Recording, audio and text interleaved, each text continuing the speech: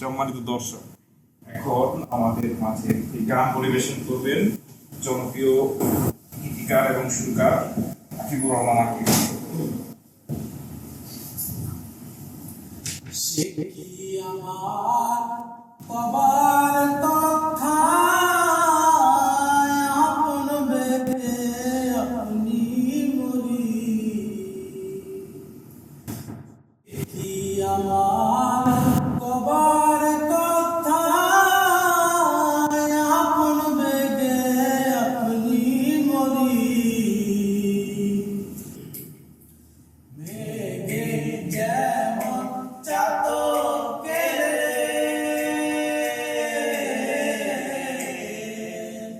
মেঘে যেমন চাতকের দেখা দিয়ে ফাঁকে ফেলে, মেঘে যেমন চাতকের দেখা দিয়ে ফাঁকে ফেলে, লালন বলে তুই আমারে, লালন বলে তুই আমারে করলি গৌরের বরাবরি, সে কি আমার কবার কথা আপন বেগে আপনি মরি। আমাদের আজকের অনুষ্ঠানে আমরা চারজন সহযোগী গায়কদেরকে দেখেছি, তারা সুন্দর গান গাওয়ার চেষ্টা করেছে, কিন্তু চারজনের মধ্যে একজন আমি দেখতে পাচ্ছি সে হচ্ছে ঘুমাচ্ছে। হ্যাঁ, তো আমি একটু তার কাছে একটু জিজ্ঞেস করতে চাই যে ভাইয়া, আপনি এই যে সহযোগী গায়ক হিসাবে আপনি ঘুমাচ্ছেন কেন, আমাদেরকে একটু বলুন। আসলে ভাই গানগুলো ভালো হয়েছে, ভালো লাগছে, আমার কথাগুলো অনেক সুন্দর, বাট আমার কাছে খুব টায়ার্ডনেস লাগতেছে, যার ফলে আমি একটু ঘুম চলে আসতে চোখে। সরি, আমি এক্সট্রিমলি সরি। আপনি কি আসলে গানগুলো এনজয় করছিলেন নাকি আমাদেরকে একটা বুঝ দিচ্ছিলেন? প্রথম থেকে কিছু অংশ গান শুনেছি, বাট একটা পর্যায়ে আমি নিজে চলে গিয়েছিলাম। দেলোয়ার ভাইয়ের কথা মনে হইলো, দেলোয়ার ভাই অফিসের ডিউটি পালন করছে কথার দ্বারা। হোটেলের নাম হচ্ছে স্বপ্নীল সিন্ধু, এটা নৌবাহিনীদের হোটেল। তো এই হোটেলে বসে উনি অবকাশ যাপন করতে এসে সে বলছে যে তার কাছে টায়ার্ড লাগছে, সেজন্য ঘুমাচ্ছে। তো আমি অ্যাকচুয়ালি সরি, কারণ আমার ঠিক হয় না, তিনটা লোক গান গাচ্ছিল, কিন্তু আমার এই ক্লান্তির জন্য গান গাইতে চলে গেছিলাম। এই ভাই, আপনি এত উত্তেজিত কেন? আপনি একটু বলুন তো আমাকে, উত্তেজিত কেন এত? আরে ভাই, 2 দিনের দুনিয়া আজকে আছি, কালকে নাও থাকতে পারে। আচ্ছা, কইলে এত কারাগারি কি আর জীবনে চলে যায় না? মরে গেলে তো আর কিছু নাই, মরে গেলে আমি ছাড়া আর কেউ নাই, দুনিয়াতে আমার কোনো কাজে নাই। আপনি দারুণ কথা বলেছেন। মানে অনেক আমাদের মতো যারা ঘুরতে আসে তাদের আসলে এই কথাগুলো রিলেট করা উচিত, কারণ ঘুরতে আসাটাই হচ্ছে একটা মাধ্যম যেখানে আমরা নিজেদের সময়গুলোকে সবচেয়ে সুন্দরভাবে স্পেন্ড করতে পারি। হ্যাঁ,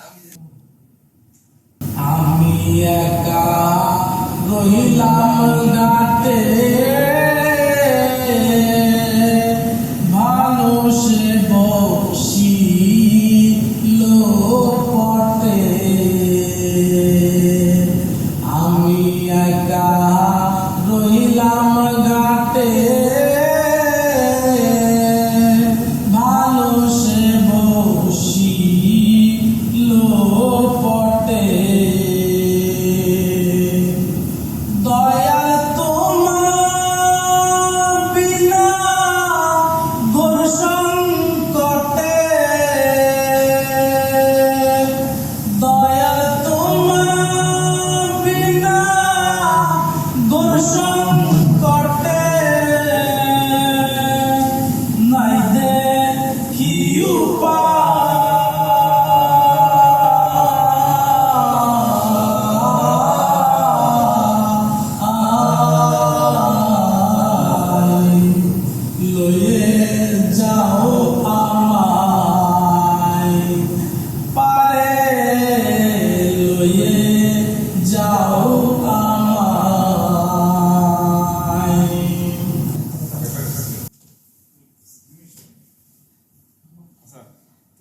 একজন মানুষ কিছুক্ষণ পূর্বে যিনি তার অপ্রাসঙ্গিক কার্যক্রমের কারণে সে সবার কাছে ক্ষমা প্রার্থী ছিলেন।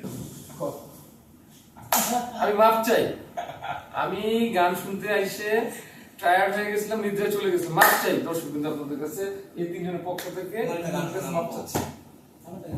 এবং হয়তো দর্শক তাই ক্ষমা করে দিয়েছে। হ্যাঁ, বিষয়টা যদি আমার কাছে একটু আমার অবচেতন মনকে নাড়া দিয়েছে, তাই আমি তার কাছে একটু একটা প্রশ্ন করতে চাই যে একবার আপনি দর্শকের কাছে ক্ষমা চাওয়ার পরেও দ্বিতীয়বার আবারও ভিডিওতে আপনাকে দেখা যাচ্ছিল আপনি ঘুমাচ্ছেন, তো আমাকে একটু বলবেন বিষয়টা যে আপনি কি এটা কি আগের বার কি আমাদেরকে একটা বুঝ দেওয়ার চেষ্টা ছিল এটা, বা দর্শকদেরকে একটা বুঝ দিচ্ছিলেন আপনি? বলেন। সত্যি কথা বলতে কি, আমি অনেক ক্লান্ত দর্শক, কিন্তু আসলে আমি আপনাদের কাছে ক্ষমা চাচ্ছি, আর আমার মনের অন্তর থেকে তিনটা শিল্পীর কাছে ক্ষমা চাচ্ছি। আমি নিরুপায়।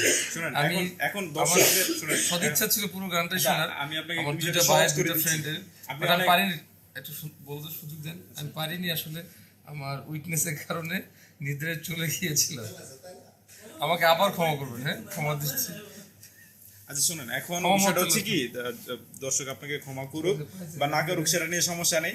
আপনি দর্শকদের, আপনাকে যেমন দেখাচ্ছে আপনি দর্শকদেরকে বলবেন হচ্ছে যে এটাই বাস্তব, হা হা হা হা। আচ্ছা, এটাই বাস্তব, sorry, I love you. Good good, এই তো আমরা পেয়ে গেছি আমাদের রিপন ভিডিও। তো আপনারা রিপন ভিডিওর সাথে থাকবেন এবং এই যে নতুন নতুন ক্যারেক্টার এইভাবে আপনারা দেখতে পারেন এই ভিডিওতে।